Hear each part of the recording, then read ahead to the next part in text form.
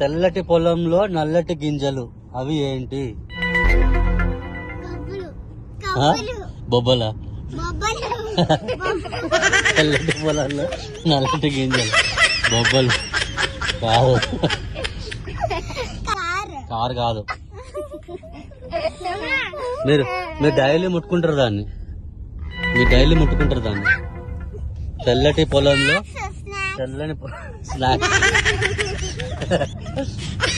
తెల్లటి పొలంలో నల్లటి గింజలు అది మీరు రోజు ముట్టుకుంటారు. అదేంటి?